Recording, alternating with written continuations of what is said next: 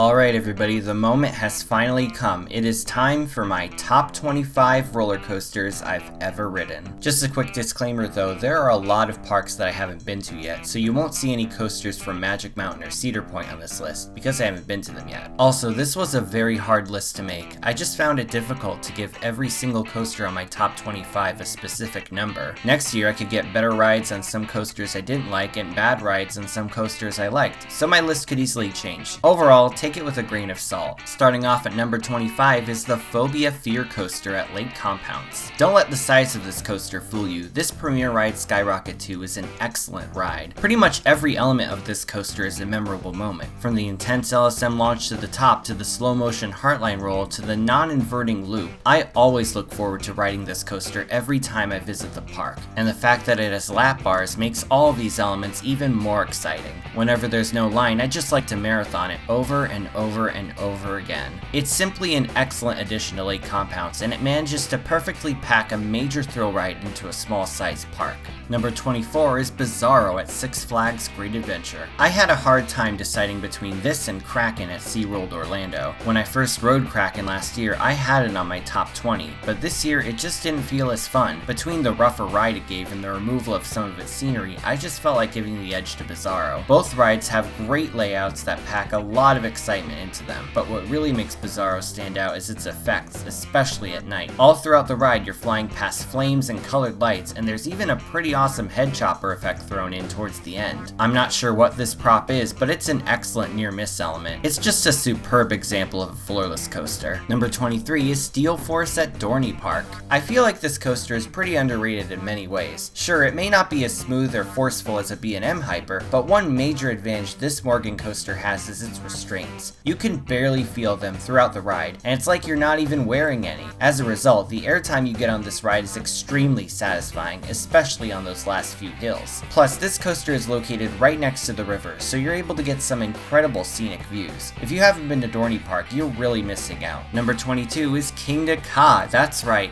Kingda Ka, located at Six Flags Great Adventure. You may remember that I put this coaster at number 7 on my Six Flags Great Adventure top 10 video. However, that was when I rode it in the back row. This year I got to ride it in the front, and I was wonderfully surprised. Not only is the launch a lot smoother in the front, but the fact that there's nothing to block the wind from blowing in your face is especially exciting. It feels a lot more like a 128 mph launch than it does in the back row. When you get to the top, you get an astounding view of the flat New Jersey landscape, and the twisting journey back down is thrilling as well. As short as it is, the adrenaline rush it gave was undeniable, so you simply must check it out in the front row. Number 21 is Kumba at Busch Gardens Tampa. A few weeks ago, I got to revisit this early B&M coaster. Even though it's almost as old as I am, it's still running very smoothly. Sure, it won't be as glossy as something like Mako, but considering its age, it continues to give an excellent ride. I'm not ashamed to admit I grayed out several times on this coaster, and its long layout ensures that you'll be facing one inversion after another. The hits just keep on coming with this coaster, and those corkscrews are insanely photogenic. If you plan on going to Busch Gardens Tampa, check their refurbishment schedule and make sure you don't miss out on this classic B&M. Number 20 is Fahrenheit at Hershey Park. There is so much to love about this coaster. Not only is its layout chock full of inversions, but it also has a spectacular beyond vertical drop and an incredible burst of ejector airtime towards the end. The best way to describe this coaster is that it's like a compact buffet of awesome elements that'll leave you begging for seconds. It's too bad the lines for this coaster are usually pretty congested. Otherwise, I would love to marathon this orange beast over and over again. It's just another reason why I love Hershey Park so much, and the park in general is full of great rides. Fahrenheit is a coaster with something for everybody, and I highly recommend it. Number 19 is a coaster that might shock you, pun intended. This is Shockwave at Six Flags Over Texas. This was without a doubt the biggest surprise of my Texas trip. Before riding it, I expected it to just be 2 intense loops and a meandering course. Believe it or not though, I enjoyed the rest of the course just as much as the loops. Yes, the double loop is amazing and I did black out on it, but the rest of the layout is packed with excellent flojector airtime that constantly lifts you up out of your seat. Like Steel Force, the airtime is especially exciting considering its light restraint system. I couldn't feel the lap bars on this coaster either. I'm surprised I don't hear more people talking about this ride. It really is that good.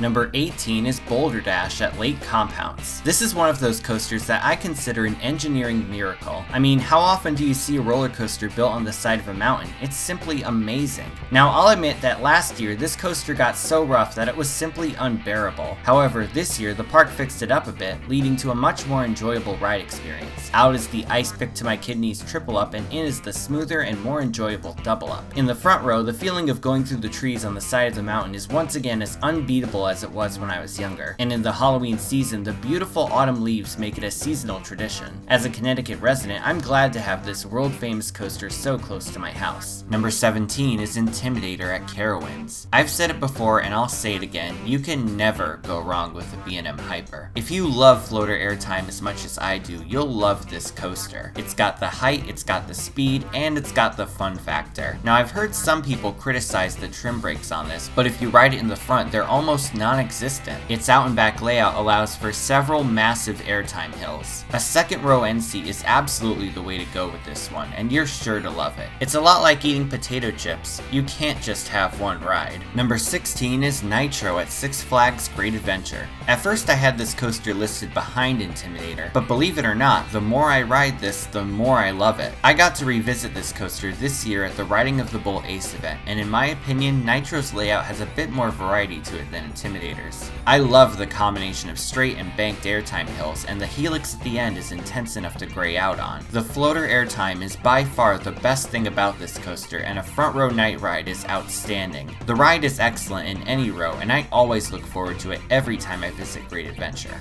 Number 15 is Storm Runner at Hershey Park. As short as this ride is, the pure, unfiltered, and non-stop adrenaline it provides is absolutely undeniable. The first launch accelerates so fast that the ride feels even faster than it actually is. And even after the first launch, the pace is consistent throughout the layout. Speaking of which, the layout is wonderfully unorthodox and packed with amazing elements, including an excellent top hat, an extremely rare cobra loop, and a one-of-a-kind flying snake dive. All of these elements lead up to a one-of-a-kind launch coaster that, quite frankly, you can't miss out on. Number 14 is Manta at SeaWorld Orlando. This is unquestionably my favorite flying coaster. Unlike the compact Superman Ultimate Flight, this ride has a long, sweeping layout. It zooms over park paths, landscaping, and even over water. That one turn over the water, by the way, is absolutely one of the most photogenic locations I've seen on a roller coaster. Because of its sprawling layout, you're fully able to enjoy the flying coaster experience and actually feel like you're soaring through the sky. In addition, that pretzel loop is without a doubt one of the most forceful elements you'll experience on a roller coaster. In the back row, it actually feels like an elephant is sitting on your chest. It's that intense. If you're a fan of flying coasters, Manta is one ride you can't pass up. Number 13 is the Beast at Kings Island. To put it bluntly, this coaster deserves its legendary reputation. Its insanely long layout runs through the forest and through several tunnels, and even with its occasional bumpiness, it still manages to be extremely fun nonetheless. I dare even say that the bumpiness adds to how fun this ride is. It's not a painful kind of bumpy, but rather a lovable kind that really fits this ride. Furthermore, a front row night ride on this coaster is literally a must-do for all coaster enthusiasts. And I mean the true definition of literally. Zooming through the pitch black woods with only the moon lighting the mist between the treetops is a surreal, dreamlike experience that you won't get anywhere else. It truly is my all-time favorite night ride.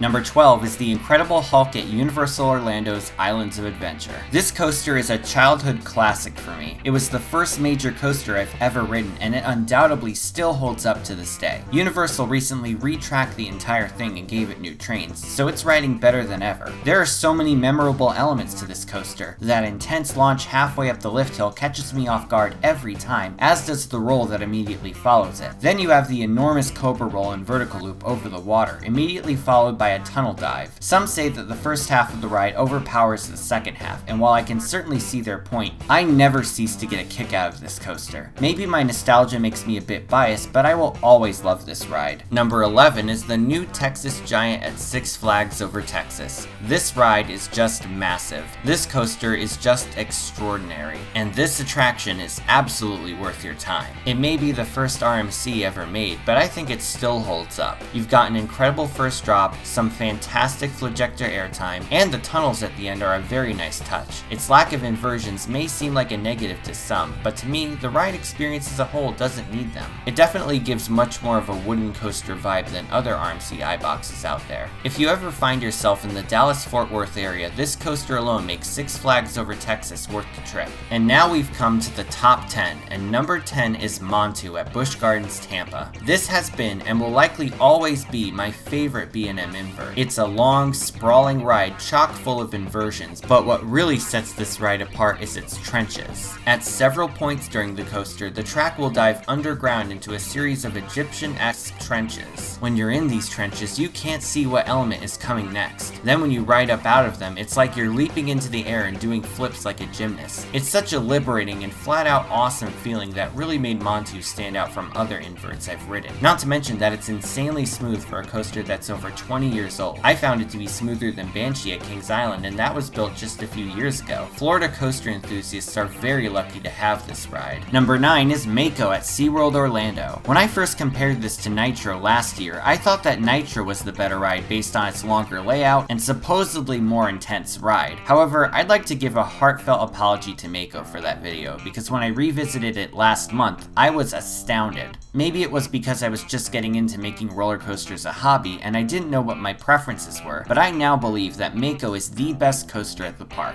This is a phenomenal hypercoaster, and the intense flagector airtime is present throughout the layout. It delivers one airtime moment after another, and its incredible waterside setting only adds to the ride. When you're soaring over the lake on those massive airtime hills, it's such an amazing feeling. And the section near the end of the ride where it zooms past the gift shop and turns over the water is truly something to behold. And here's a fun fact. As of right now, this is my mother's favorite roller coaster, so she definitely has good taste. Number 8 is another hypercoaster, Diamondback at Kings Island. Yes, I firmly believe that this is the best hypercoaster I've ever ridden. I had a hard time deciding between this and Mako, but there are several things that Diamondback has that Mako doesn't. Besides the fact that it's taller, longer, and faster, it has a special kind of seating on its trains. Like Intimidator, the rows alternate from 2 seats in the middle to 2 on the end, and if you get an end seat, you have even more freedom to stretch out your arms and enjoy the ride. In addition, it gives a fantastic night ride. You go out into the woods and you can't see anything. I definitely say that Kings Island has my favorite night rides out of every park I've visited. The floater airtime is superb, the pace is flawless, and that splashdown at the end is an excellent touch. Quite honestly, this is going to be a tough hypercoaster to beat in my book. Number 7 is a coaster that I think is going to cause a bit of controversy. It's Cheetah Hunt at Busch Gardens, Tampa. Now this coaster may not be very tall, fast, or even that intense, but its fun factor is off the charts for me. Out of all of the park's coasters, this is the one I look forward to riding the most. First of all, this coaster is insanely long. I love a long ride that really gives you your money's worth, and this coaster is no exception. Its long, sprawling layout goes under bridges, over the sky ride, and there's even a section over water where it basically swerves through a rocky gorge. The latter perhaps being my favorite part of the ride. Moreover, this coaster has a plethora of memorable ride elements. It's got 3 LSM launches, a thrilling Heartline roll, and a figure 8 section which not only gives you a great view of the park, but actually gives you some pretty awesome airtime when you reach the top of it. I usually don't see this coaster ranked very high on some enthusiast lists, but for me, I consider this to be one of my favorite coasters out there. Number 6 is another coaster that I think is going to stir up some controversy. It's Mystic Timbers at Kings Island. On the surface and on paper, this wooden coaster may not seem like much. In fact, the main marketing focus behind it was pretty much its final brake run. However, this coaster is undeniable evidence that you don't need record-breaking stats to have a flawless ride experience. From the very beginning, you are jettisoned into this fast-paced layout where ejector airtime is inevitable. The coaster sends you through the forest and features several airtime moments and twisting turns that feel a lot like slalom skiing. And with those Millennium Flyer trains leading the way, the experience is as smooth as a wooden coaster can possibly be. GCI should be proud of themselves for creating such an astounding attraction, and this is proof that wooden coasters are here to stay. And now we're gonna start off the top 5. Number 5 is Wicked Cyclone at Six Flags New England. You seriously can't go wrong with an RMC, especially one that gives this great of a ride on a regular basis. This coaster is at my home Six Flags park, and I seriously never get tired of it. Its outstanding smoothness sleekness combined with its compact, action-packed layout makes it yet another reason why I'm more than happy to have this so close to home. The whole thing is filled to capacity with ejector airtime and thrilling inversions that make you feel like you're being whipped through a cyclone. My personal favorite elements are the double down in that first 0G stall, which I instantly fell in love with during my first ride in 2015. I look forward to returning to the park next April and riding this once again. It really is that awesome. Number 4 is Skyrush at Hershey Park. This coaster is often a mixed bag among enthusiasts. Some are rather perturbed by the restraints, while most can agree that the ejector airtime is second to none. I personally didn't mind the restraints, and I definitely agree that this ride has A+ airtime through and through. I was fortunate enough to ride this coaster without being stapled in the back row and found it to be one of the most exhilarating and invigorating ride experiences of my entire life. Plus, the way it soars over the water makes it almost as much fun to look at as it is to ride. Intamin did a flawless job with this coaster, and it's another reason why they're one of my favorite manufacturers. If you ever find yourself at Hershey Park, you simply can't pass this coaster up. Number 3 is a coaster that some may find overrated, but I love. It's Superman the Ride at Six Flags New England. Like Skyrush, a lot of people don't like the restraint system, and I can certainly understand that. Nevertheless, as a New England resident, I've been riding this coaster for years, and there's something about it that makes it one of those rides I consistently dream about riding again during the off-season.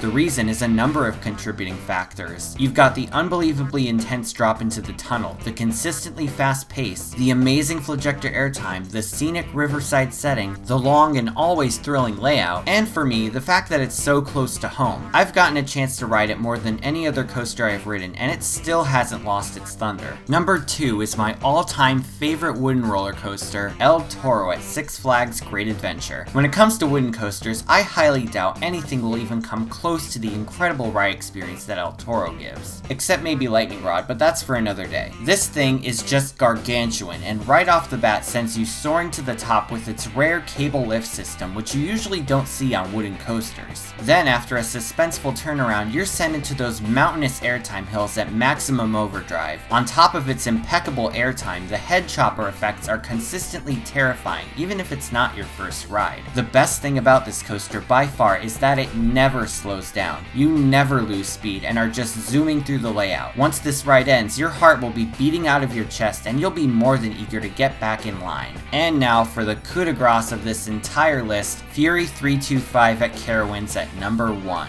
I don't think words can describe how epic this coaster is. It's the tallest and fastest non-launch coaster in the entire world, and it absolutely feels like it. And even besides its record-breaking stats, it has a layout filled to the brim with memorable moments and spectacular airtime and laterals. When I think of this coaster, I think of songs like Van Halen's Jump and The Touch by Stan Bush. It's a breathtaking extravaganza of a roller coaster that's sure to pack a punch with every ride you get on it. From the insanely stunning treble clef to the iconic dive under the bridge to the sweeping twists and turns, you don't get much more memorable than this. It's a coaster that more than lives up to its hype, and Charlotte, North Carolina is absolutely blessed to have a coaster like this in their lineup. To sum it all up, it's the roller coaster equivalent of soaring on Valcor from the Neverending Story. Before I wrap things up, I'd like to announce the winner of last week's weekly poll. With 78 votes, the winner is Kraken at SeaWorld Orlando. Second place went to Bizarro at Six Flags Great Adventure with 60 votes, and third went to Superman Krypton Coaster at Six Flags Fiesta Texas with 58 votes. So thank you very much to everyone who voted. And for this week's weekly poll, I'd like to ask, what is your favorite comic book roller coaster? I have quite a few options, so feel free to head on down to themeparkcrazy.com and cast your vote. Thanks for watching, everyone. Feel free to like, share, and subscribe. You can follow me on social media on Twitter, Instagram, and Facebook, or you can check out my website at themeparkcrazy.com. This is Theme Park Crazy, and I'll see you all next time.